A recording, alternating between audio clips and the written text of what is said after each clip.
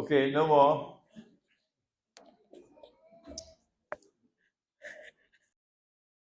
I honor and cherish your courage and scholarship. It's a gift from Allah.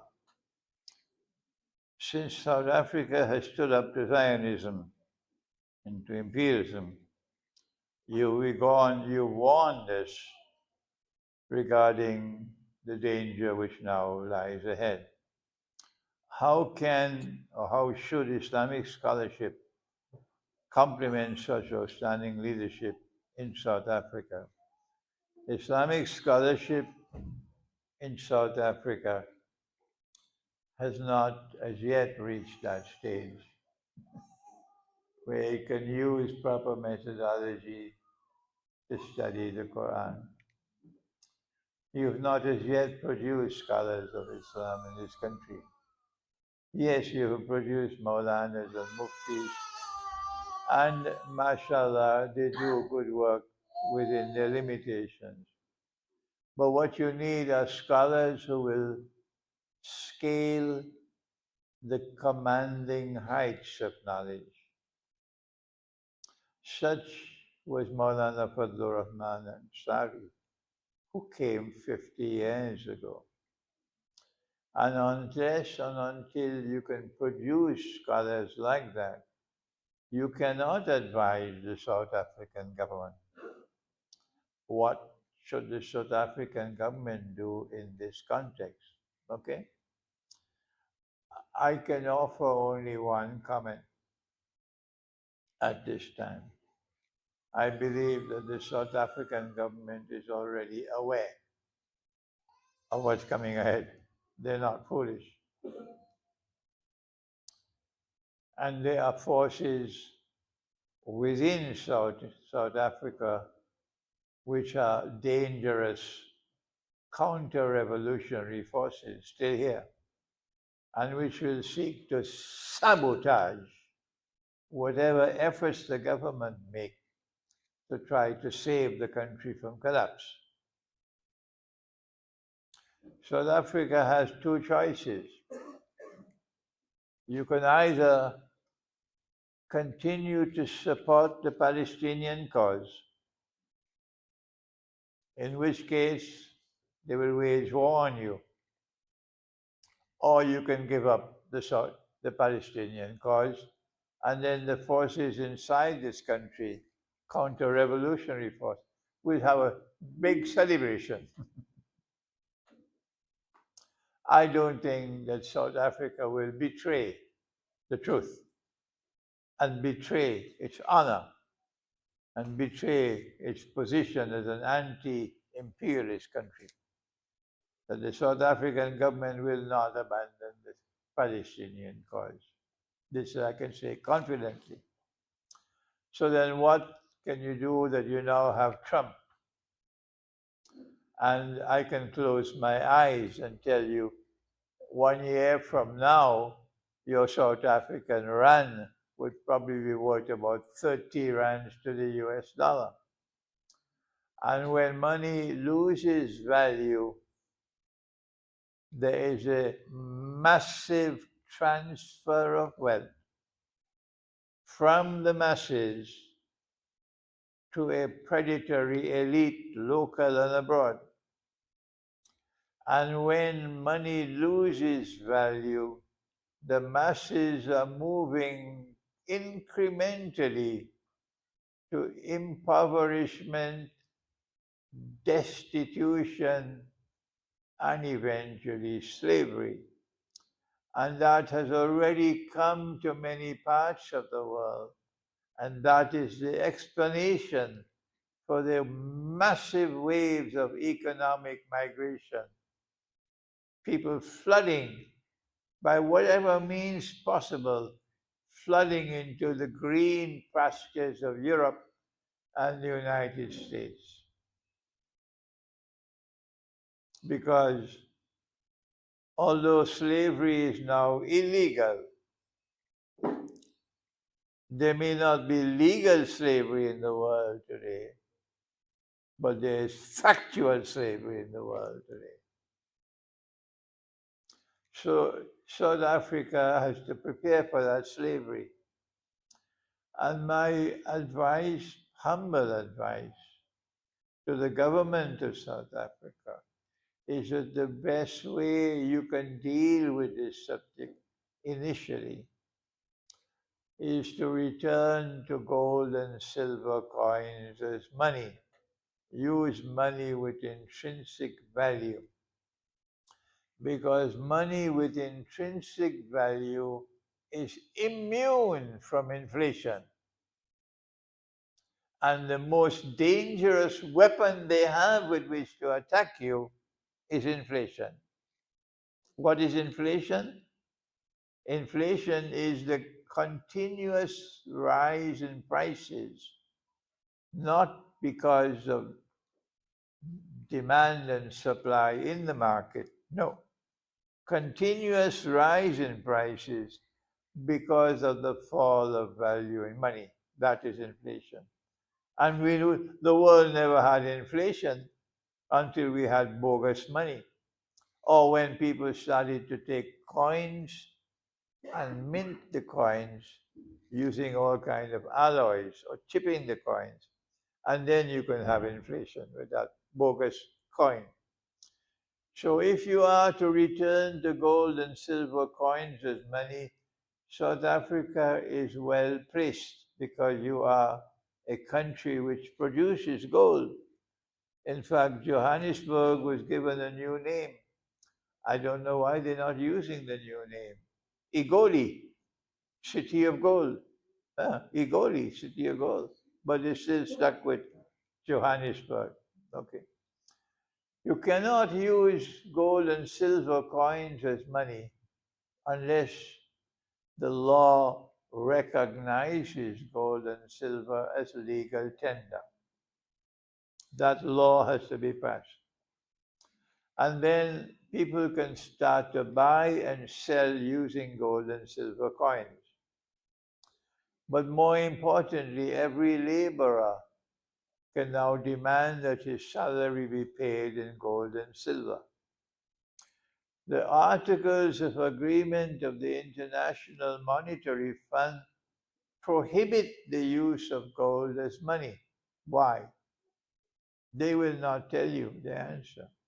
The answer is, if gold and silver were to come into the market as money, then bogus money will collapse.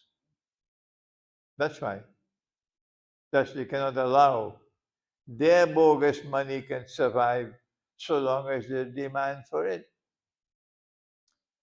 So long as people are demanding US dollars, all that Uncle Sam has to do is to print it.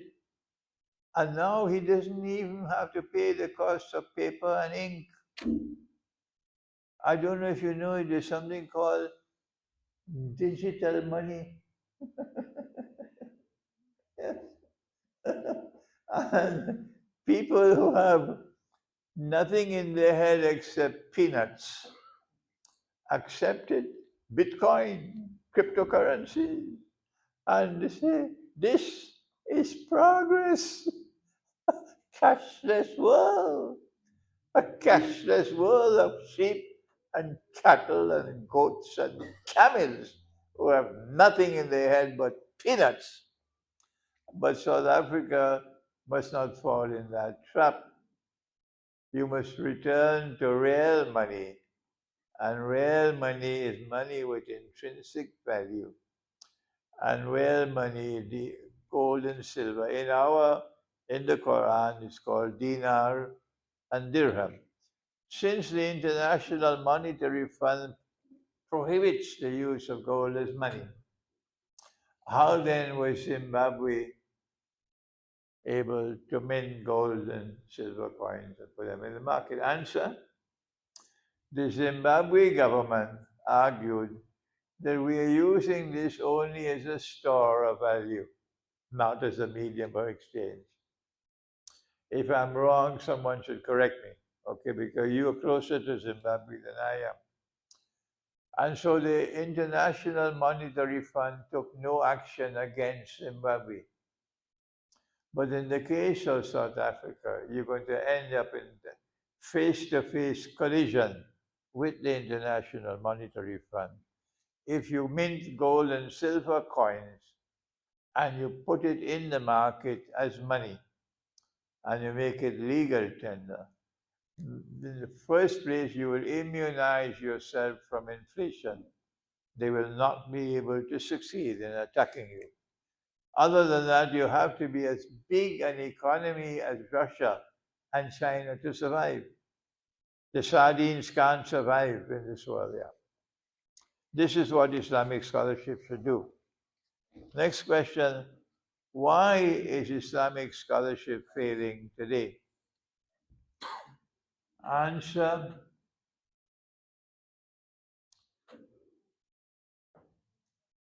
up to the time when modern Western civilization came, we didn't have a big problem with Islamic scholarship, no. The challenge that posed by modern Western civilization was unique. And Maulana Fadlur Rahman Ansari argued that there were two ways in which we responded to the challenge posed by this new civilization. The first one he called conservatism, but I call it the ostrich. You have ostriches here in South Africa? It's ostrich. You know, the ostrich facing danger and pushes his head in the sand, and the danger is gone. The danger is gone, just put your head in the sand. So that's what Islamic scholarship did, the ostrich response. They put their head in the sand and pretended that the danger is gone. They pulled down the shutters so you didn't see. Anybody who went to a university is persona non grata. Huh? He's unclean. He went to university. And so they now put down the shutters and they face no challenge, intellectual challenge, in attempting to respond to the challenges posed by modern Western civilization. So for them, knowledge eventually became a package that was sealed. And all that the Darul Uloom and the Jamia had to do was to transfer that package from one generation to another with no possibility of any critical thinking. You could be expelled from the Darul Uloom. No independent thinking. No possibility of extending the frontiers of knowledge. And that is one of the reasons for the failure of Islamic scholarship in South Africa and in India. It failed in India, and it came here, and it failed here. The second response was different, says Maulana Ansari. The second response was that if we want to defeat you, we have to first become like you. So this is called Islamic modernism. And who led it? A man named Mustafa Kemal.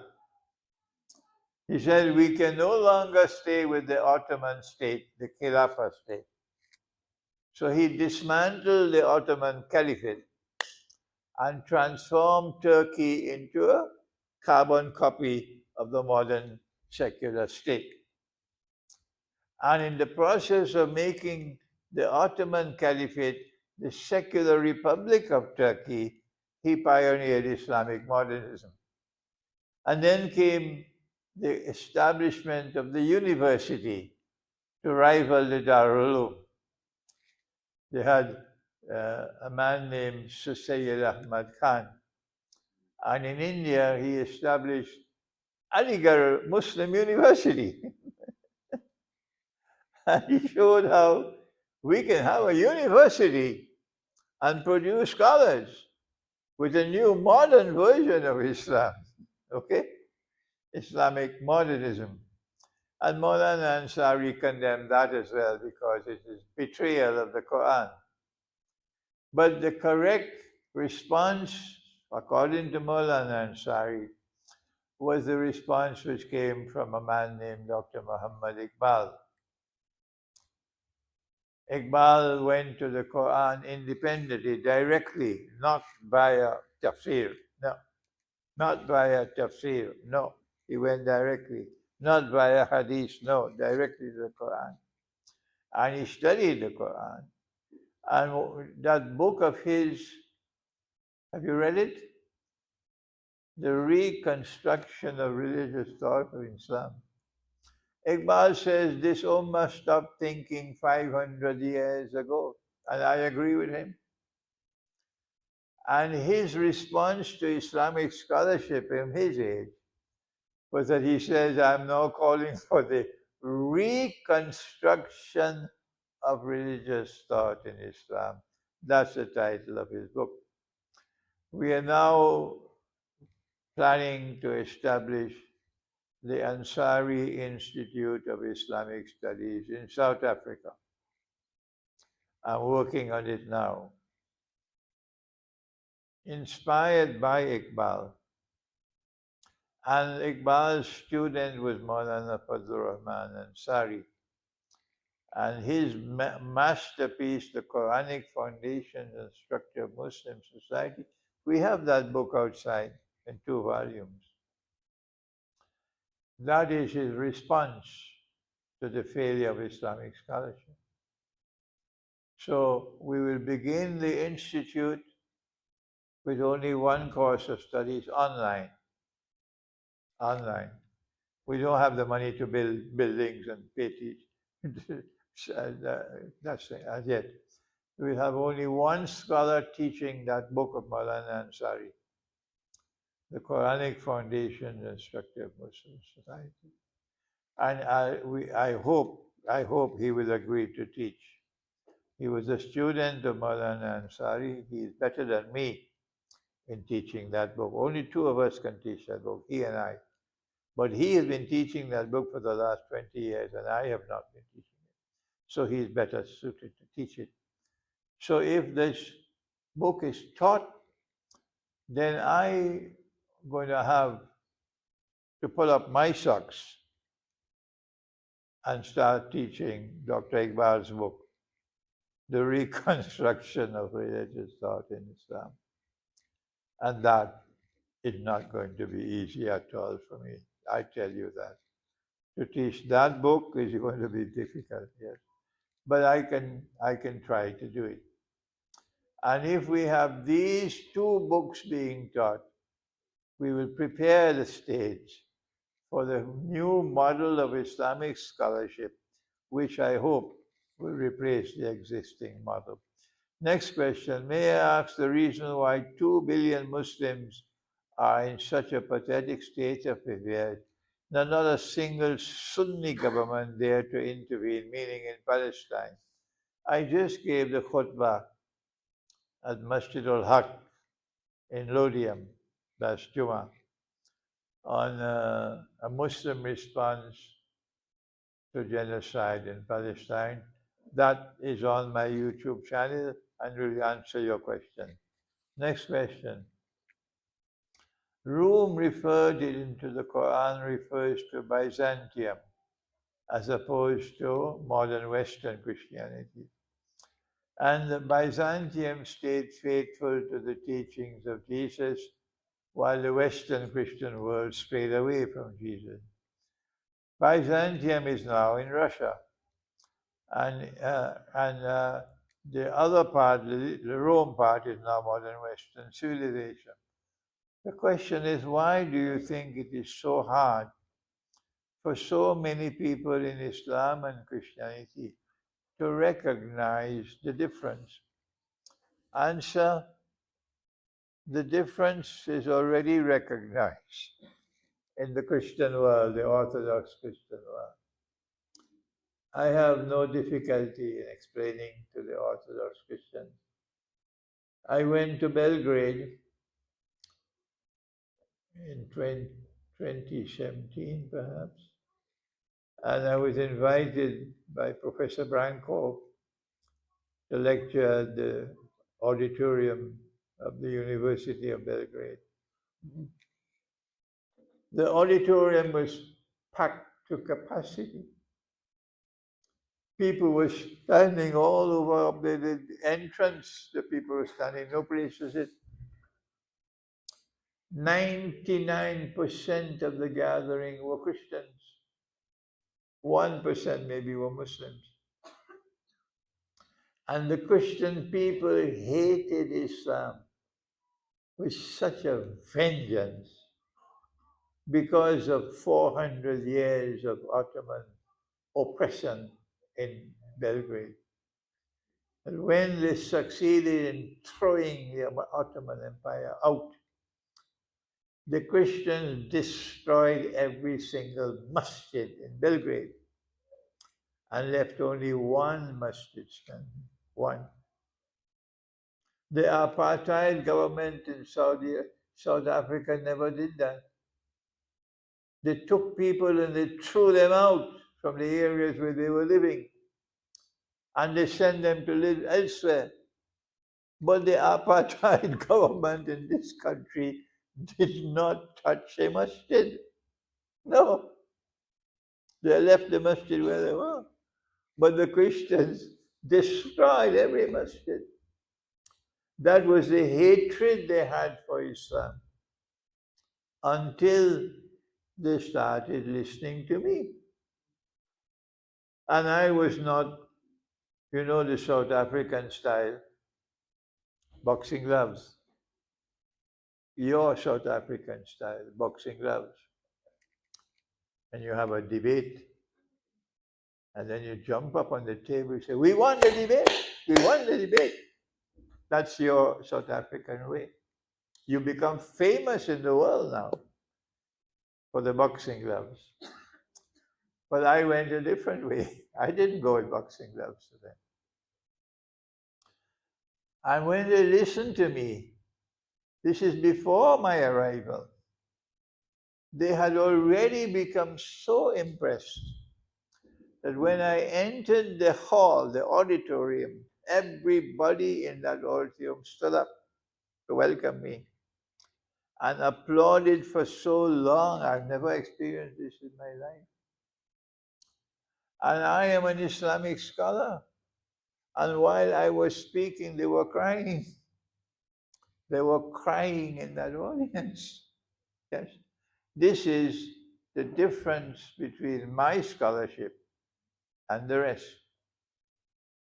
So if you follow this way, this model of scholarship, which came from Iqbal and came from Maulana Fadlur Rahman Ansari, then you will find it much easier to explain to them. But as for our people, I was in Durban for 1 month, and they shut the doors of every single masjid for me in Durban. And they're celebrating in Durban. Yes. This is our people here. This is Indian Islam. But when I went outside of Durban to the Black African countryside, all the African imams all congregated in that place to welcome me. And I had a wonderful session with them. I was with friendly people.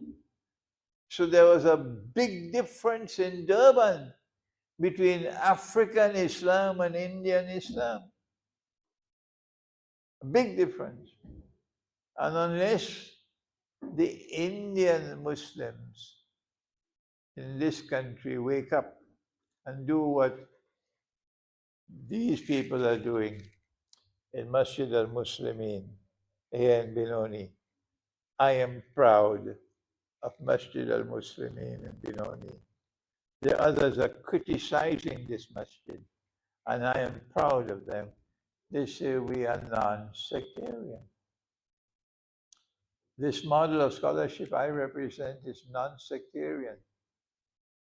We are not Brelvi and we are not Deobandi, we are not Shia, we are not Salafi, we are Muslim. And when I went in this masjid, what did I find in Ramadan? Indian Muslims built the masjid, but more than half of the people in the masjid are African. More than half. And I said that is a good sign for tomorrow. If Islamic scholarship can do that in South Africa, a new model of scholarship will emerge, inshallah, that will be different from this old one, which is fading. Now we still have all of these left.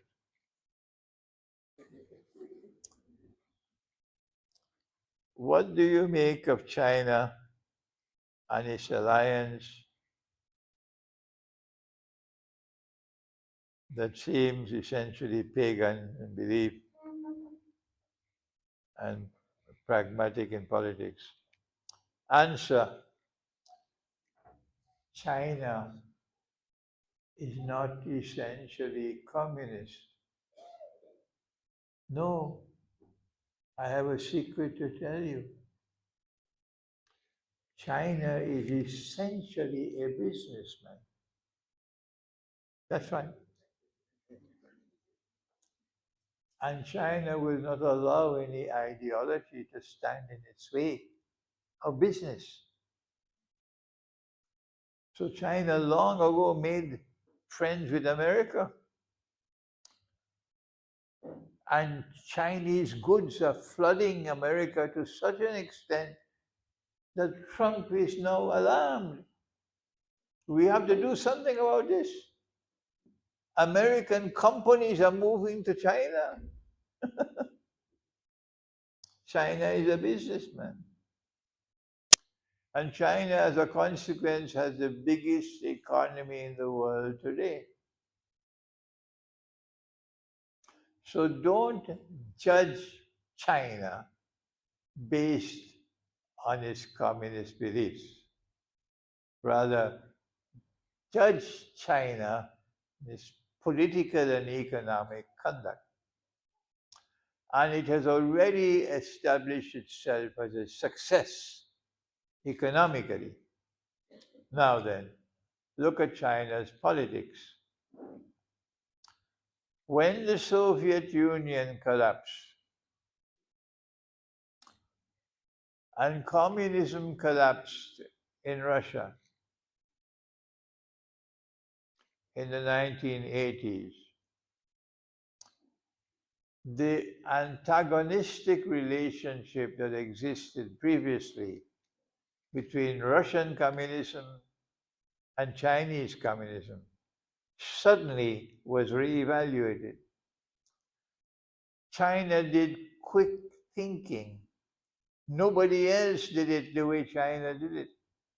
We had the Quran, yes, and no Muslim country was able to think as quickly as China. And China recognized that while we could not trust the Soviet Union, we can now trust this Russia, which is Christian. China knew that this Christianity was different from that one in the West. And this Christian can be trusted. So China moved quickly to build friendship and alliance with Russia.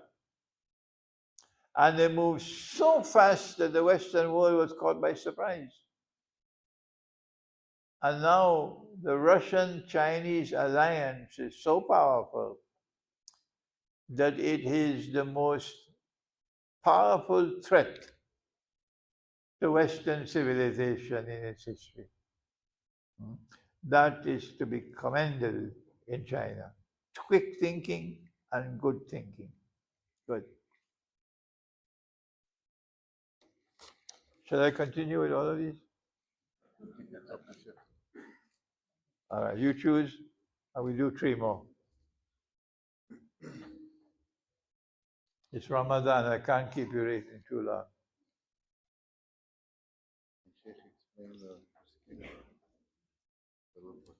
Yeah, 3 more, yeah.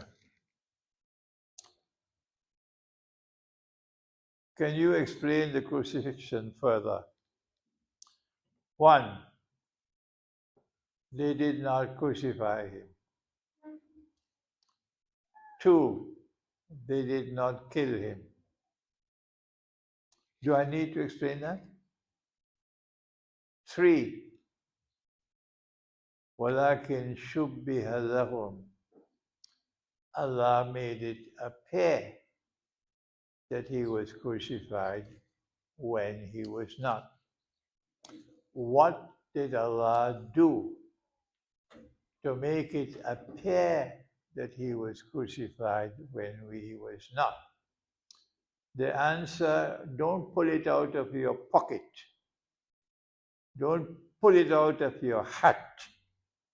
Don't go to any bogus hadith which says that, sinfully so, that Allah caused someone to take on the appearance of Jesus. And that man who never claimed to be the Messiah was unjustly crucified. So on Judgment Day, you will have to answer before Allah for attributing an act of injustice to Allah Himself. But the sheep and the cattle don't care. They don't care with the Quran. No. So the best thing to do, leave them in this stupidity. Leave them in this stupidity if they will not listen. So now then, what did Allah do to make it appear that he was crucified when he was not? I just explained it to you. Allah says in the Quran, I'm going to take your soul. Does anyone here differ with me? Does anyone differ with me? The Quran says Allah is speaking to Jesus, I am going to take your soul. No one differs. Good. If Allah took his soul, then what happens after that? Does it imply that he is dead if Allah takes his soul? No. What does the Quran say? The Quran says that there are those whose souls are taken. Lam tamut. Most certainly they do not die. I'm just repeating myself. I shouldn't have to do this.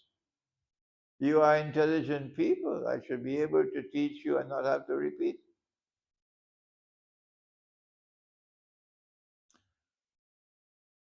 Allah says, when I take your soul, there are two things I can do. I can either keep your soul, in which case you're dead, or I can return the soul. This is in the Quran. Where? Surah Zumar. So when Allah says, I'm going to take your soul, O Jesus, we now understand. I'm going to take your soul to make it appear that you are crucified. And having taken your soul, I will then return the soul when no one can see. So they will think that you are crucified when you are not.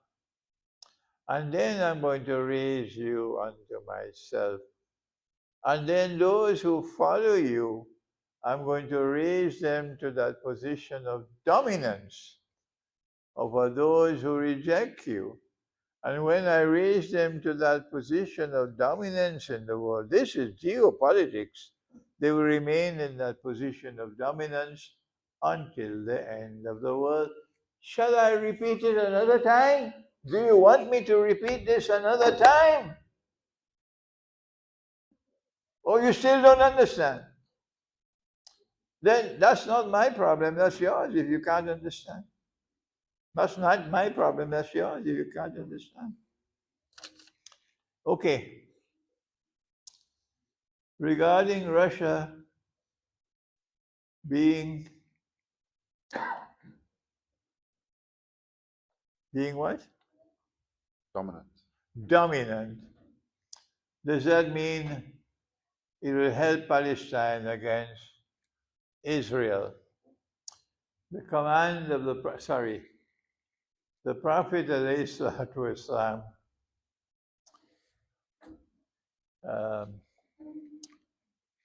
to answer this question, I need a long time. I left it out of the lecture. I left out the Surah Al-Kahf out of the lecture because the lecture would be too long.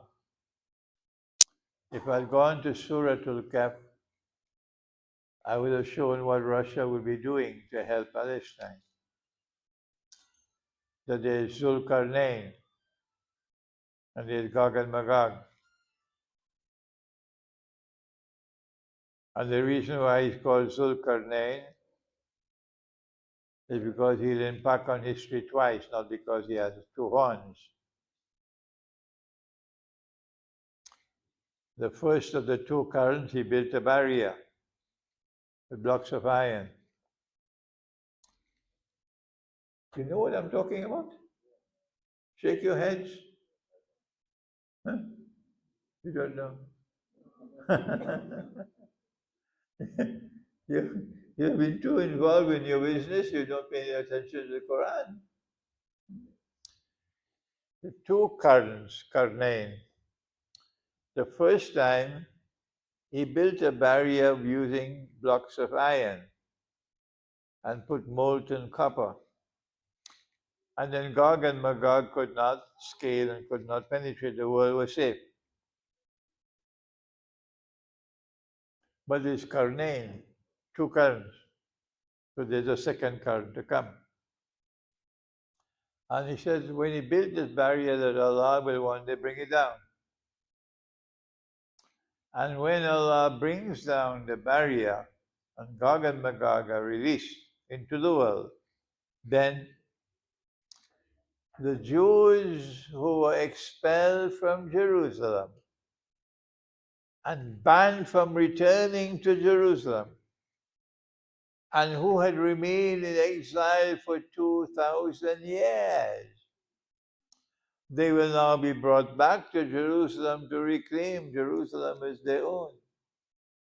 And a state of Israel will be restored in the Holy Land. This is the Quran and geopolitics that nobody is teaching you.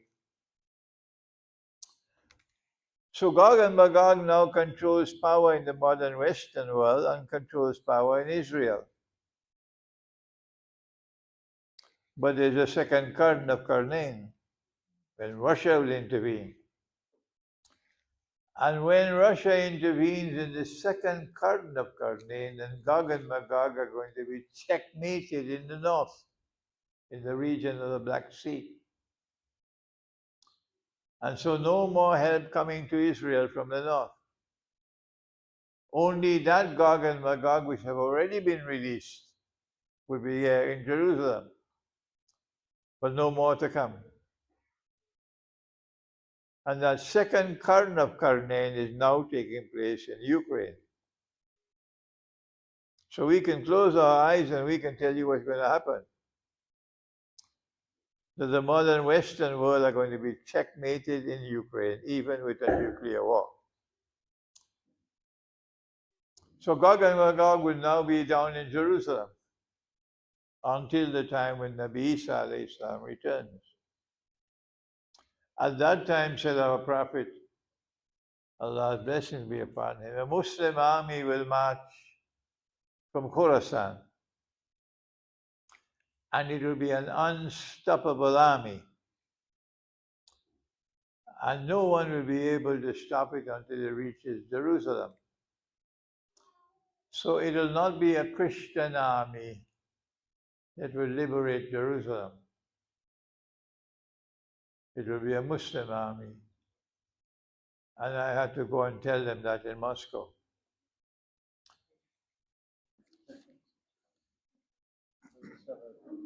Last question. Will BRICS help South Africa against economic sanctions? BRICS is already helping not only South Africa, but the African continent. BRICS is already causing the International Monetary Fund headache. Trump is worried about what BRICS is doing to the US dollar. Yes. And Trump is threatening that if BRICS is going to cause a loss to the US dollar, we will attack all of you. He said it plainly. But when you study the Quran and you study the subject of Dajjal in the Quran, you know that Pax Americana is now in irreversible decline. Trump cannot make America great again. Thank you. Wassalamu alaikum wa rahmatullah. You can take a look at this book and you can bring my books for autographing. Yeah.